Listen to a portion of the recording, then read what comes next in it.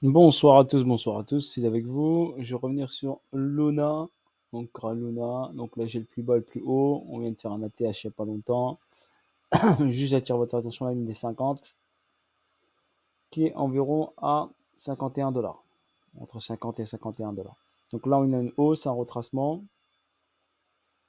22 mars, retracement, hausse. Et on constate bien que les plus hauts sont toujours de plus en plus hauts. Donc la tendance reste haussière, c'est pour ça que je vous ai mis une flèche comme ceci. D'accord?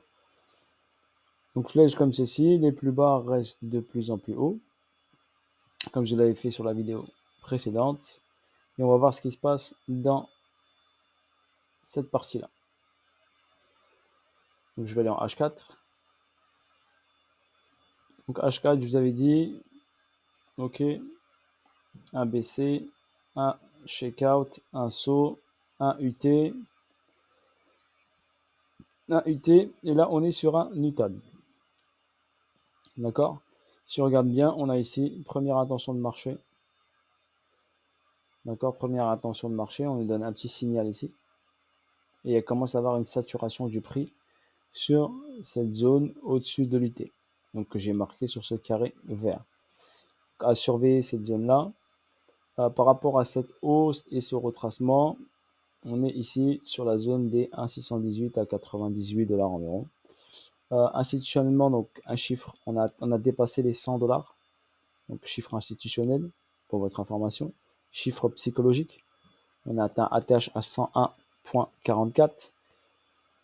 Donc je constate une saturation et également sur ici UT UTAD, ma distribution. Si je ne considère pas cette première partie-là, d'accord. Si je partirais sur cette zone-là, donc regardez très très simplement, ok. On va le faire d'une autre manière pour juste vous montrer. Là, ce serait un UT. Là, j'aurai un BC.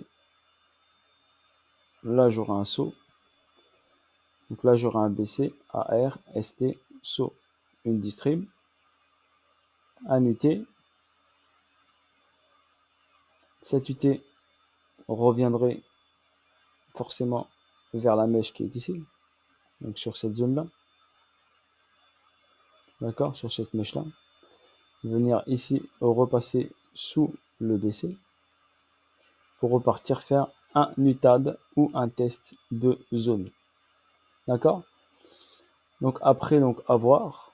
Donc si on part sur cette schématique-là de distribution, impulsion, impulsion ici, grosse impulsion au retracement Fibonacci 1,618.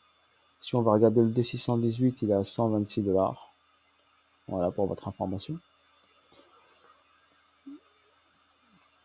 Après, si on repart ici en daily, je vous montre rapidement. C'est pour ça que je vous interpelle sur Luna pour vous montrer qu'elle ne peut pas aller, bien sûr, non-stop, non-stop, to the moon, to the moon. Ok. Donc vague 1, vague 2 de retracement. Vague 3, on peut aller jusqu'à là, vague 3, vague 4. D'accord. Extension, vague 5. Donc là, si vous constatez bien, regardez le mouvement. Là, le mouvement, il consolide. Là, le mouvement, il monte et il consolide. Là, le mouvement, il monte et il consolide. D'accord? Il consolide. Ici, il y a une accélération. Donc forcément, cette accélération provoque une chute rapide. Ensuite, là, on a une accélération haussière. Beaucoup trop verticale. D'accord? Beaucoup trop verticale. Donc ça nous marque une dernière extension qui peut nous donner, enclencher la correction sur Luna. Correction saine, bien sûr, hein, c'est tout à fait normal, c'est comme ça que fonctionnent les marchés financiers, c'est comme ça que fonctionne le trading. Donc première ici, grosse extension, et là j'ai une dernière extension. Au niveau des vagues, 1, 2, 3, 4, 5. Ok.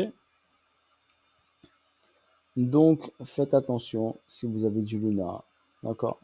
Donc après, c'est vous qui gérez votre portefeuille, je ne suis pas votre conseiller financier, et je ne suis pas un conseiller financier. Moi, je suis juste un passionné de trading et qui vous montre ici que vous devez faire attention car nous avons une extension, un retracement, une forte extension qui peut être la dernière et une forte probabilité de bien sûr retracer, voire revenir sur cette zone-là. D'accord? En premier lieu, vers notre ligne des 50%. D'accord? Donc voilà, première étape, ce serait plutôt ce niveau-là, où il y a cette belle petite mèche qui nous attend, d'accord, que je peux vous montrer, qu'on peut ici matérialiser pour vous donner le prix. Donc là, hop, cette petite mèche ici, qui pour nous aurait donné, qui est à 72,15 $. Ok, donc voilà pour Luna, ce que moi personnellement je vois. C'est pour ça que j'ai tracé ce petit rectangle pour vous montrer que nous sommes en zone de, on peut dire en zone de surachat. D'accord, on peut dire, j'ai même pas besoin du RSI pour vous dire qu'on est en zone ici de surachat, ça se voit. Le prix commence à latéraliser. Et bien sûr, quand il latéralise, regardez comme ici, comme il latéralise, et bien derrière, il y a une correction. Donc il commence à avoir une saturation. Voilà ce que je peux vous dire sur Luna. Voilà, bonne soirée à tous et à bientôt pour de nouvelles vidéos et de nouvelles aventures. D'accord? Luna, bien sûr, est indexé avec l'UST, excusez-moi, l'UST. L'UST prend énormément en market cap, pour votre information. Donc, sa capitalisation boursière en market cap. Et vous pouvez regarder sur le classement, l'UST, le stablecoin UST, prend de la valeur. Donc, comment il prend de la valeur? Il prend de la valeur. Et Luna, pourquoi monte Luna? Parce que l'UST, d'accord, quand on crée de l'UST, eh ben on est obligé de brûler parce qu'il est indexé avec Luna. Il fait partie de la blockchain.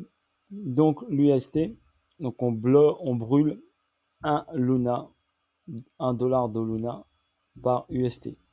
Donc vous avez du brûlage de Luna. Mais vu le prix de Luna, donc c'est pas énorme. Mais ça permet de consolider le prix et donner un pump au prix.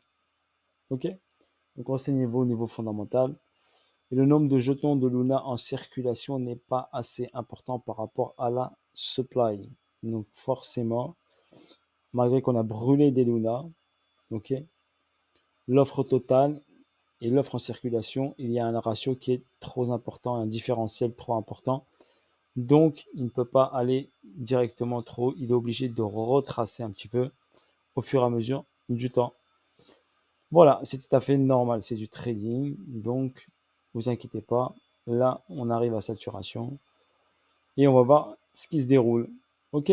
Voilà, bisous à tous. Salut à tous. Ciao, ciao.